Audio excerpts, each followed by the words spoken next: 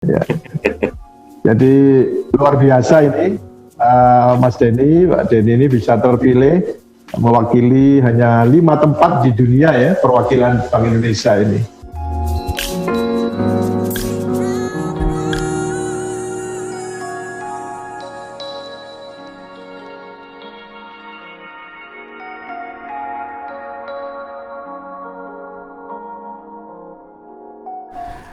Oke, menarik ini apa yang disampaikan.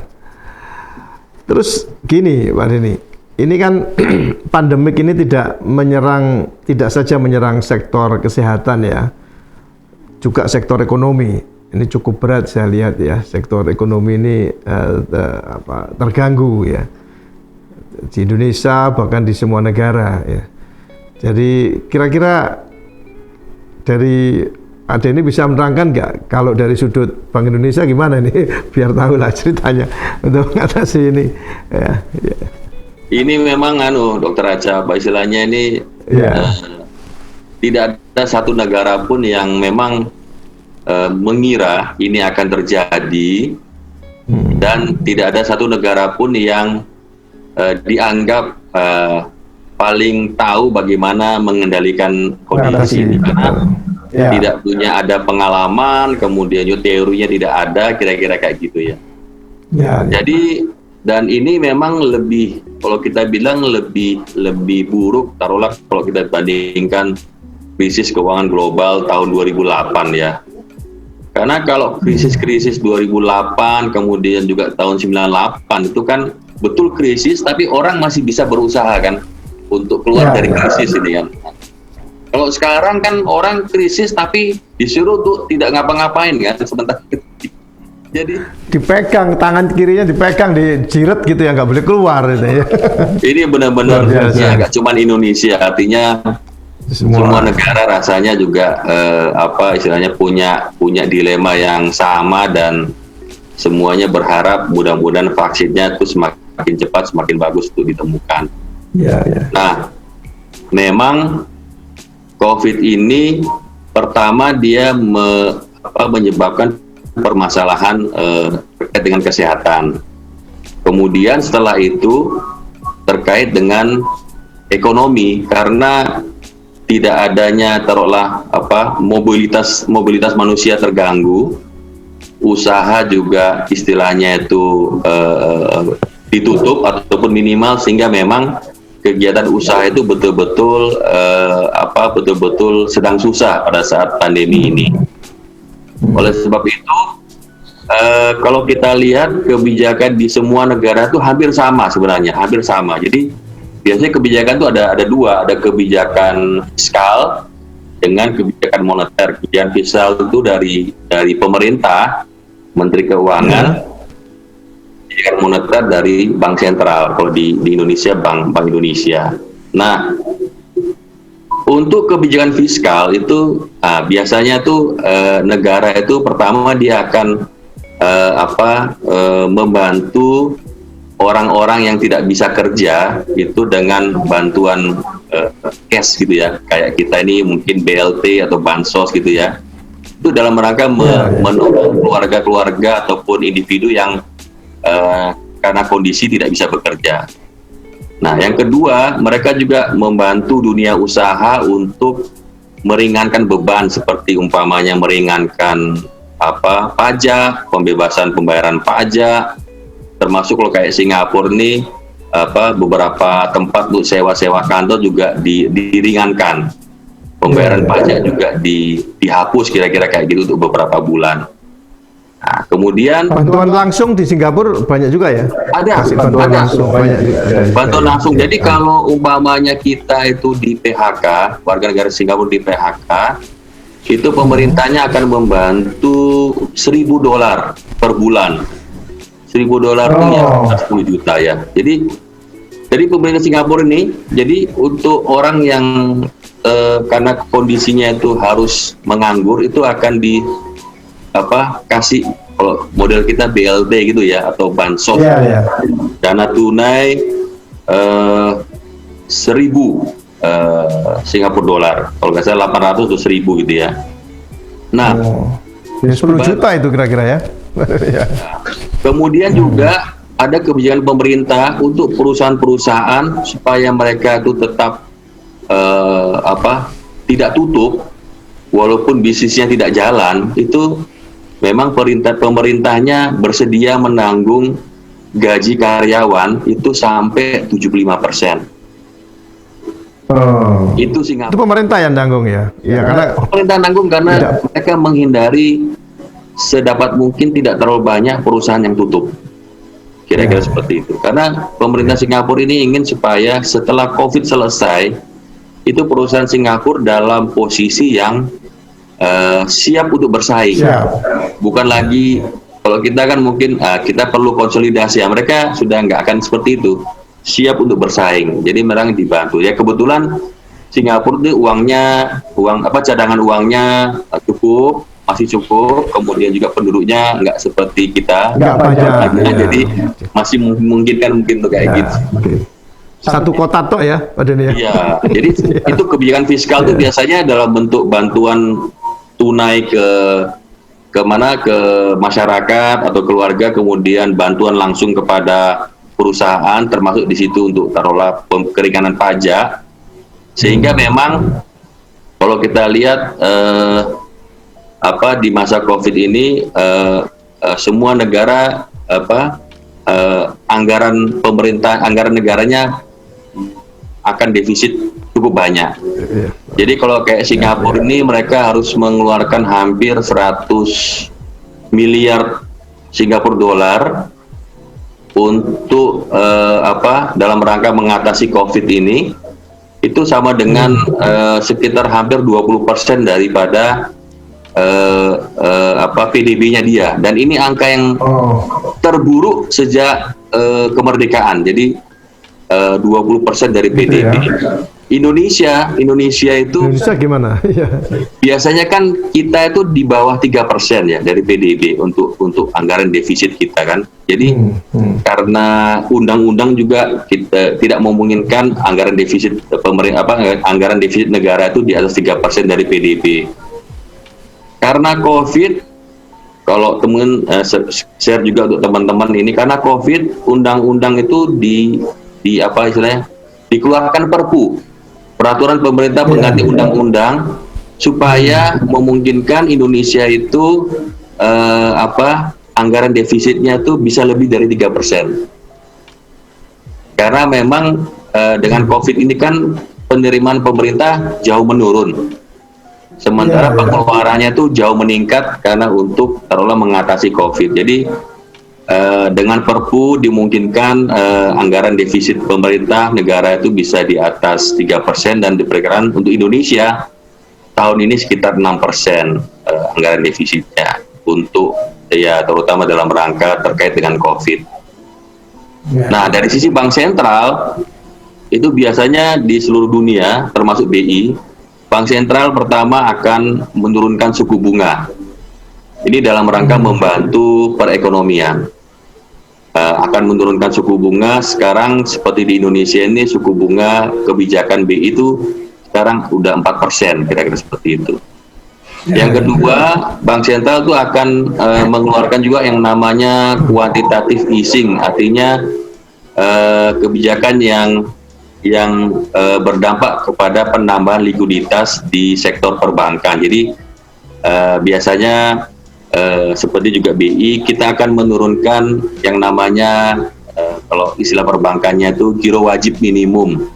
Giro wajib minimum itu akan diturunkan supaya ada tambahan likuiditas ke sektor perbankan. Kemudian juga BI juga siap untuk kalau taruhlah ada bank yang memang mengalami kesulitan likuiditas sementara dan dia memiliki surat berharga ataupun government bond, dia bisa taruhlah menjualnya kepada Bank Indonesia untuk dibeli secara repo oleh Bank Indonesia. Jadi Bank Indonesia juga aktif di pasar pasar sekunder obligasi negara untuk taruhlah membeli bagi pihak-pihak yang ingin menjual surat berharga negara di pasar sekunder. Jadi Ya, itu ya. Agus, secara Ya, ya. umum. Baik, jadi Bank Indonesia juga turun ke yang praktis-praktis juga ya, Pak Denny ya. Oh iya, Ya, bahkan ya. terakhir karena anggaran defisit Indonesia itu meningkat, tahun ini kan diperkirakan anggaran defisitnya itu hampir 1.000 triliun untuk Indonesia, yang mana 900 triliun itu akan dibiayai oleh penerbitan surat utang 900 triliun. Nah, berdasarkan kesepakatan dengan pemerintah, jadi Bank Indonesia juga berdasarkan Perpu tadi ya, Perpu, Bank Indonesia dimungkinkan untuk membeli surat utang pemerintah di pasar perdana. Jadi dari angka 900 triliun itu mungkin dari 900 triliun itu Bank Indonesia akan membeli langsung surat utang yang diterbitkan pemerintah itu hampir 50%-nya, kira-kira seperti itu. Oh, oke. Wah, ini menarik ini informasinya nih bagi sahabat-sahabat semua yang ada di sini. Ini iya, sedikit bingung lah, tapi nggak apa-apa. Tapi ilmu baru karena penting supaya tahu kondisi makro ya. Pak Denny, Ya, Pak Denny kan juga praktisi keuangan ya. Artinya tadi kalau bicara makro sudah disampaikan, sekarang dari tataran mikro ini, kira-kira bagaimana nih untuk para profesional, para sahabat-sahabat untuk bisa penataan keuangannya, financial planningnya menghadapi era seperti ini, mungkin punya saran-saran untuk kita semua ini. nah untuk ini ya, untuk ya taruhlah kalangan seperti profesional, teman-teman gitu ya. Saya pikir tentunya mereka juga paham lah, artinya tetap kita juga harus siap dengan kondisi yang istilahnya tidak kita harapkan di masa yang akan datang, sehingga memang rule umumnya adalah ya kita menyisihkan sebagian dari pendapatan kita untuk taruhlah ada yang tabungan, kemudian juga teman-teman itu juga membeli taruhlah surat-surat berharga, bahkan memberi aset gitu ya. Saya pikir ini teman-teman sudah tahu lah semuanya. Kalau memang boleh saya sarankan, itu kan kalau menurut saya juga hal yang paling bagus untuk mengantisipasi masa depan adalah bersedekah. Jadi kalau soal menyimpan, saya pikir teman-teman sudah banyak yang tahu lah. Tapi mudah-mudahan supaya lebih berkah, kita barengi dengan sedekah. Insya Allah ini berkah dan dalam lindungan Allah senantiasa. Amin, amin. Nah ini resep yang jitu saya rasa. Kita giving ya, giving, miracle giving, ya, selalu memberi, ya memberi. Baik, baik. Terima kasih. Yang terakhir ini, Pak Denny, mohon maaf ini. Tentunya Pak Denny dalam posisi yang saat ini merupakan pencapaian cukup besar ya. Dan untuk mencapai titik ini kan bukan pekerjaan yang mudah gitu ya. Perlu kerja keras, perlu etos kerja yang luar biasa menurut saya ya. Kira-kira apa kiat-kiat Pak Denny, Pak Ramdan untuk mencapai titik seperti saat ini? Ya, karena kita tahu, saya rasa secara umum kita semua mempunyai kesempatan yang sama ya. Nah ini kira-kira bagaimana caranya ya untuk sahabat-sahabat kita yang para profesional muda, para sahabat-sahabat sukses yang muda-muda ini untuk bisa dapat tipsnya lah dari Pak Denny, kiat-kiatnya seperti apa dan pesan-pesannya seperti apa. Bisa dibagi nih inspirasinya, Pak Denny. Bagus. Begini Dokter Aca, jadi mungkin saya termasuk yang ya mungkin inilah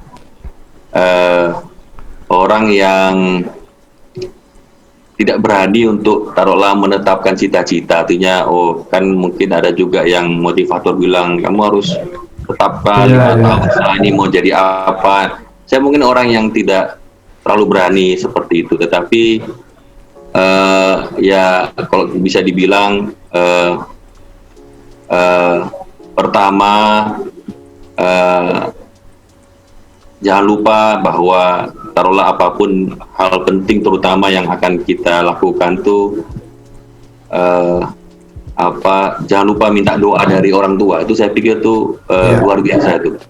Jadi doa dari orang tua itu kalau menurut saya itu sangat berkah dan sangat manjur. Yang kedua itu ya ini sesuai dengan hadis Nabi kali ya, artinya ketika ditanya mengenai manusia yang intinya tuh manusia yang baik, muslim yang baik adalah yang paling bermanfaat untuk sesama. Artinya bagaimana juga kita punya niat untuk paling tidak mempermudah urusan orang lain, kira-kira seperti itu ya. Nah, kemudian yang ketiga itu tentunya jangan lupa berbagi. Nah, itu saya pikir saya sih karena karena termasuk yang tidak berani menetapkan cita-cita, jadi doa saya kepada Allah tuh ya udahlah, saya dijalankan sajalah mana yang baik, yang penting di tahap manapun saya akan bekerja dengan sebaik-baiknya, tetapi mau kemana saya termasuk yang tidak terlalu berani untuk menetap.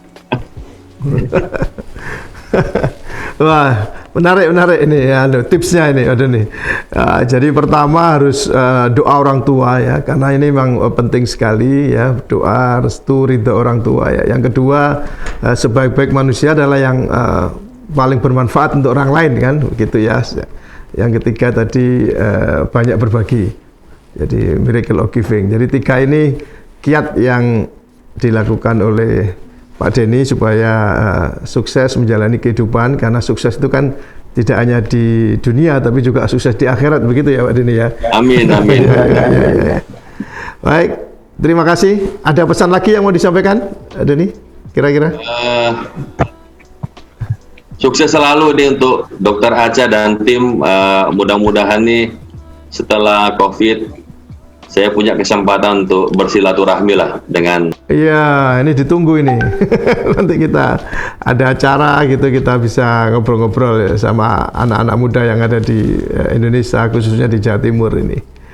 Sekali lagi terima kasih atas waktunya Pak Denny, Pak Ramdan Denny Prakoso lengkapnya ya, sebagai Kepala Perwakilan Bank Indonesia di Singapura.